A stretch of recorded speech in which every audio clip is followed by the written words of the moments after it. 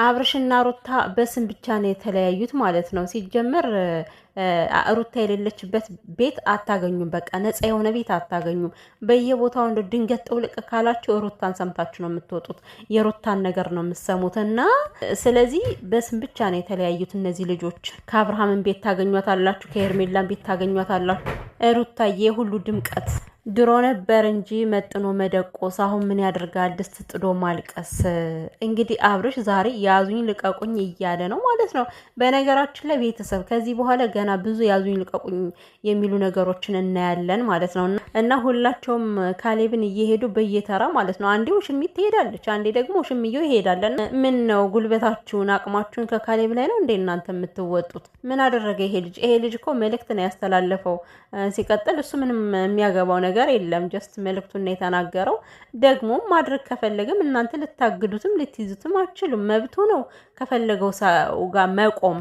ስለ ሩታ ማውራት አልችልም ይላል እንዴ? መብቱ ነው ማውራት። አንተ ምን ቤት ነህ እንዴ? ፈትታታል እኮ ምንም ስለሱ የፈለገ ነገር ቢወራ አንተ የሚመለከት ነገር አይደለም አብርሽ። ሲቀጥል ደግሞ ዛሬ እንግዲህ በልጄ እኔ ድርድር አላቅም አልደራደርም አለ ማለት ነው። ወይኔ አብርሽ ምርጡ አባት። ይሄ ህፃን ልጅ ከተረገዘ ጀምሮ ማለት ነው ለልጁ ቆንጆ የሆነ ነገር በቃ አራያ የሆነ ነገር እያስተላለፈ የመጣ ጀግና አባት ነው አብርሽ ማለት ነው። አንተ ከተረገዘ ጀምሮ ቼክ ያላደረግከው እቺ ልጅ ምን አማረሽ ብለህ እንኳን አንድ ቀን ያልጠየካት ዛሬ በልጄ ድርድር አላቅም አልክ አይደል? ኦ የሩታ ግፍ ግን ማለት ነው እኔ እንጃ አብርሽ ምን እንደምትሆን አላቅም። በተለይ በእርግዝናዋ ጊዜ ያለቀሰችው እንባ፣ በእርግዝናዋ ጊዜ የተሰቃየችው ስቃይ ግፍ መቼም ነው ሊለቅም አይችለው። እና ያኔ እንደዛ ሆዷን ገፍጠጥ አድርጋ እየመጣች ከእናንተ ፊት ስትቆም አንድ ነገር እዝነት የሚባል ነገር እንኳን አልነበረህም። እና አሁን ላይ ልጄ ያው በእርግጥ እንግዲህ ደሙ ስለሆነ ነው እንጂ እውነት አንተ አባት ተብለም ትጠራ እንኳን አይደለም በእውነቱ ማለት ነው። ምክንያቱም በቃ ተግባርህ አባት የሚያስብል አይደለም ያደረግከው። ሲጀምር ይሄ ህፃን ልጅ ነፍስ ሲያቅ ወንድ ልጅ ደግሞ ሲጀምር ወደ እናቱ ነው እና ነፍስ ሲያቅ ይሄን ሁሉ ቪዲዮ ሲያይ እኔ ምን አይነት ላንተ ምን አይነት አመለካከት እንደሚኖረው አላቅም። ይሄን ቪዲዮ እንዳለ ፕራይቬት አድርገህ ተጨርሰው እንደሆነ እናያለን ማለት ነው። በእርግዝናዋ ወቅት ማለት እንዴ ሩታ ልትመለስ ወደ ቤቷ ሽማግሌ ገብቶ እያስታረቃቸው እያለ ብድግ ብለህ ቻይና ምድር ውስጥ ሄድ ካንተ አይደለ እንዴ ጥላት? ቆይ አንተ ልጅ ምን ነው አሁን ልጄ ብለህ ሞትክ እኮ። ሩታ ራሱ አንተ ቻይና በመግባት ተደንቃ የልጅ ፍቅርን እንዴት እንደነበር እየተናገረች ነበር።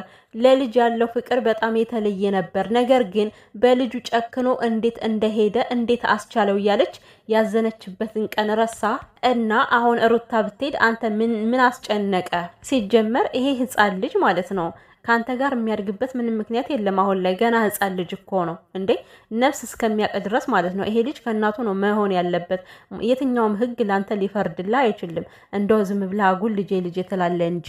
እና ካሌብ እኮ እውነቱን ሩታ ወደ ውጭ ሀገር ብትሄድ ላንተ እኮ ነው የሚመችህ፣ እንደፈለክ እንድትንቦራጨቅ ከሴቶች ጋር ማለት ነው። ይሄን አይደለም የምትፈልገው በነፃነት። እስከዛሬ ያው ነፃነትህን የያዘች ሩታ እንደሆነች ነው በእያንዳንዱ ነገሮች የምታሳየው።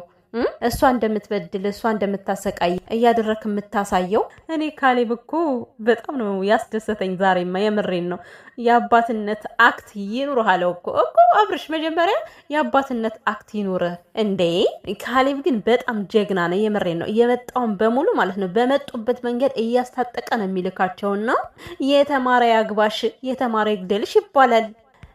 ልካቸውን ሲነግራቸው ማለት ነው መስማት ሲያቅታቸው ቁመው ማዳመጥ ስለማይፈልጉ ጥለውት ይሄዳሉና አብርሻውን ልኩን እየነገረው እያለ ጥሎት ነው የሄደ። ምክንያቱም ያደረገውን ነገር መቋቋም አይችልማ። ጥፋቱን ድብን አድርጎ እያመነኮ አጥፍቻለሁ ማለት ከአንደበቱ ማውጣት ያቅተዋል ይሄ ልጅ ማለት ነው። ያጠፋቸውን ያደረጋቸውን እያንዳንዱን ነገሮች በደንብ ስለሚያውቅ ግን አዎ አጥፍቻለሁ በድያለሁ ማለት ለሱ ሞት ነው። ስለዚህ እያንዳንዱ በህይወት የሆኑ ነገሮች በሙሉ በራስ ምክንያት እንጂ ሰውን ከዚህ ጋር ስበብ አታድርግ። ዛሬ ደግሞ ጨራሽ ነው ካሌብ አንተ ነህ ለኛ መፋታት ምክንያት፣ ለኛ መለየት ምክንያት አንተ ነህ አለ ማለት ነው። ያንተስ ማን ያውራው? ያንተን ጥፋት ማን ያውራው? ካሌብ ምናልባት አንድ ነገር ነው የተናገረው። እሱም ወርቁ ሄርሜላን የገዛችሁ ብሎ ተናገረ። ከዛ ውጭ ግን ያለው ያነ ሁሉ ጥፋትስ እኔ ከማልፈለግበት ቤት አልቆይም። ሩታ አንተን ያልፈለገችበት ምክንያት ምንድነው? ሄሊና በደንብ አድርጎ ያውቀዋል። ዝም ብለህ ስታስመስል ነው አብርሽ።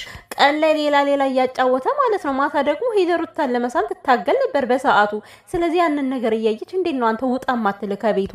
በአንድ ድንጋይ ሁለት ወፍ እያጫወትክ ወይ አብርሽ። ነው አንዳንዴ እኮ ነገር ስራው ማለት ነው በቃ በጣም ነው የሚያስቀኝና ያሳዝነኛልም ያስቀኛልም የምሬን። እና ለልጅህ አራያ ያለው አባት መሆን ከፈለክ ማለት ነው የምታደርጋቸውን ነገሮች ቢያንስ እንኳን ለራስ ጊዜ ሰጥተህ አዳምጥ እስኪ ነገሮችን መጀመሪያ አስተውል። አሁን ዘለ ከሴት ላይ ፊት ከማለት በፊት ማለት ነው እስኪ ተረጋጋ። ልጄ ምን ያስፈልገዋል፣ ልጄን መንከባከብ አለብኝ የሚለው ስሜት ወደ ራስ ሊገባ ይገባል መጀመሪያ ማለት ነው ዘሎ ፍቅርን ከመመኘት በፊት። አንተ ምንድን ነው ያደረከው? በልጄ አልደራደርም ትላለህ፣ ነገር ግን በሄርሜላ አልደራደርም ብለህ እኮ ነው በአንዴ ሄደህ እኔ አጥፍቻለሁ ብለህ ተሽተጥልጠ ማለት አለቃቅሰ ምናምን ማለት ነው። 10 እየደወልክ እየጨቀጨክ ውሽሚትን ይቅርታ የጠየቀና በዚህን ያክል እስኪ ለልጅ ዋጋ ክፈል መጀመሪያ። ልጅ ከተወለደ በኋላ ማለት ነው ቤተሰብ ሙሉ ትኩረታቸው ከልጃቸው ላይ ነው የሚሆኑ።